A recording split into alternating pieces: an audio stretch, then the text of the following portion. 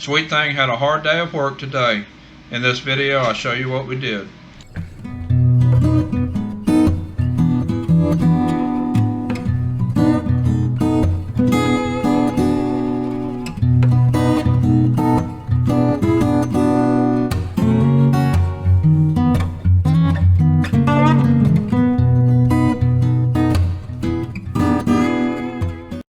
So this is Sweet Thing. This is video 2 of a 3-part video series of me starting Sweet Thing.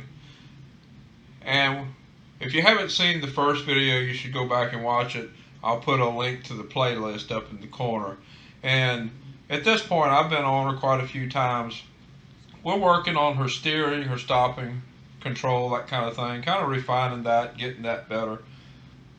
She generally has a pretty soft face. And sometimes she has a tendency to bend her nose one way and then go off the other direction. So that's one of the things I've had to work on with her, is kind of getting her to follow her nose. Just walk around and steer to the left, steer to the right. So that's what we're doing here. And I got on her, didn't lunge her or anything, so she's still a little bit fresh. And I'm working on getting her mind in a place where I can do a little bit of training. So we're trotting a little bit. She's got a very nice trot. This is a nice horse to trot. And trotting a little bit, steering a little bit, and getting her to kind of follow her nose and get the steering going that we're going to want. So there are a lot of videos out there that talk about starting a horse and putting the first ride on a horse, but I wanted to do something a little bit different. I didn't show you the first ride. What I wanted to show you was after you get that first ride on the horse, then what? A lot of people don't really know, once you get on the horse, now what are you supposed to teach? At that point, the horse needs to learn how to carry himself forward, needs to steer, needs to stop, and you're teaching a lot of basics that you're going to build on at that point. And a lot of people don't think about that. They get on the horse and they immediately go try to do something that's way ahead of where the horse is. They get on the horse and they should still be in grammar school, and they start trying to teach high school level stuff. So that's what I wanted to teach. What I wanted to show you here was how to teach that grammar school stuff that every horse needs to build the basis on, that they're going to need for the rest of their career. So as I'm trotting around here, I'm working a lot on bending her nose. And what I'll do is I'll pick up a rein with my hand, point her nose one direction, and then when she gives her nose, I'll release that pressure.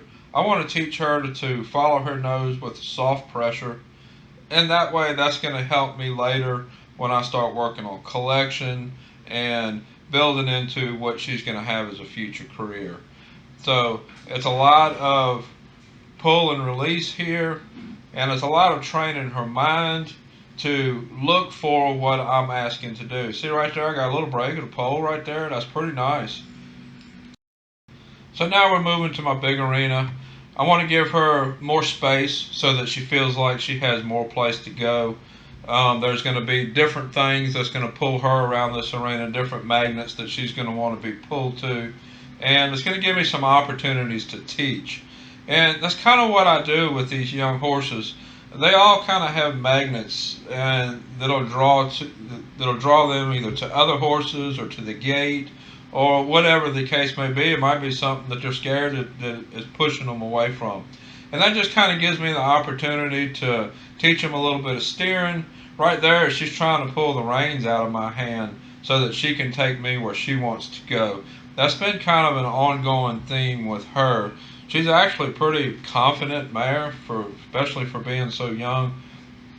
So she tries to pull the reins out of my hand so she can go where she wants to go. You see in the videos a couple times we're trotting around, and I'll kind of pull her head around to my toe. And what she's doing there is she's pulling her head, trying to pull the reins out of my hands. And I'm just going to basically pull her head around, flex her to the side, and hold it until she softens. I want to teach her that she cannot pull the reins out of my hands, that I'm going to point her nose and we're going to go where I point her. And that's just some of the basic mental things that's so important to teach a horse at this age. To let me guide them, and I'm the one in charge. I'm the one saying where we're going to go.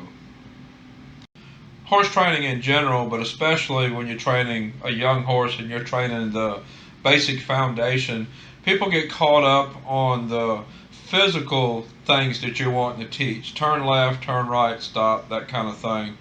And one of the things that a lot of people miss is training the mental part of it. The mental part that a horse needs to be willing to be steered and guided and told to go forward and stop. And I really want to make sure that I don't miss that mental part with training a horse. That's really important to me. Goes back to where I came from with training reining horses, and the primary rule in a reining horse is the horse has to be willingly guided. So right from the beginning, I want to teach that horse to be willing. So I'm going to teach the mind as much or even more than what I teach the body. To me, that's why it's so important that when a horse is started, it's not just started by some colt starter that's just going to ride the buck out of them. Horses need to be started by a trainer that actually knows how to carry a horse on forward and through to an event, and actually knows what the horse is going to need in more advanced training. I did a video not too long ago talking about controlling the horse's energy, and that's what I was doing right there. I'd been doing a lot of trotting, and when I asked her to walk, I wanted to make sure that we actually got a walk and she wasn't still trying to trot. So she gave me a nice walk. Now we trotted a little bit more. I can tell she's starting to get tired. We've been riding a pretty good bit by now. So we're going to move on here pretty soon and take a little short trail ride, get her out of this arena.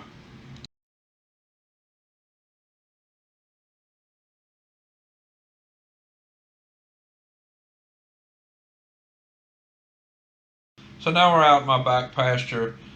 I'm fixing to get on right here. I'll show you a few clips of what you can see when I'm up close. I ride off pretty far, so there's a lot of it that you can't really see on the camera. And by this time I've been on her a little bit. She's getting a little bit tired, and we're going to go for a little bit trail ride. And I use this to kind of, it relaxes their brain in one way, but it also kind of stimulates their brain in another way. She's getting a little bit tired. She's a young horse, and I don't want to get her to like sull out and not want to go. So just about the time that I feel she's wanting to just kind of quit, I take her out here, and it's an even bigger wide open space so that she feels like she even has more place to go. And it kind of brightens her mind up, and she really enjoys being out here. Most horses do. When you get them out in the woods, or like this is a pasture with a lot of trees in it, they really seem to enjoy getting out and feeling like they're going someplace. So I use this almost like a cool down for her mind. We'll trot a little bit around out here, but overall this is like almost like a cool down, and it's going to help prepare us for her being a trail horse later down the road.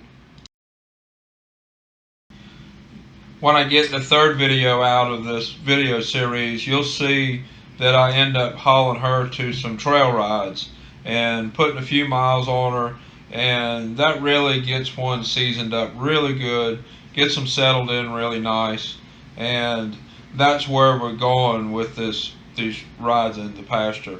She is a young horse, and she needs to get miles on her. She needs wet saddle pads, and she needs some experience, but she doesn't necessarily need to be ridden physically hard.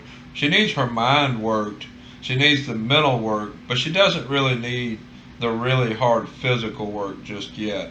She is going to have a long, productive life ahead of her, and there's no use pushing her physically too hard too quick. She's a really nice horse, and she's going to make a really nice horse for her owner.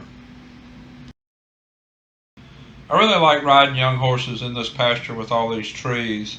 It gives me a chance to steer around the trees and zigzag in and out, and it kind of connects with the work that I do in the arena and puts a purpose to it, so they don't feel like in the arena I was just pulling on their face for no reason. This kind of gives a purpose to everything. And we walk around in here. There's some trees laying on the ground here and there. We walk over those, and this kind of helps give the horse a purpose for everything that we did in the arena. And it's almost like they understand, and it just settles them in really nice. So here we're working our way back. I'll be getting off here in just a minute. Let me know what you think about this video. Was this helpful to you? Does it help you to see what happens in training after those first couple rides or put on a horse, and what that training is all about? And if you do like that, let me know. And be watching for the third video to come out. I have some pretty interesting stuff on it. We go for some trail rides, we work some cows, and do a lot of loping and a lot of fun stuff. So be watching for that video to come out. And until next time, thank you for watching.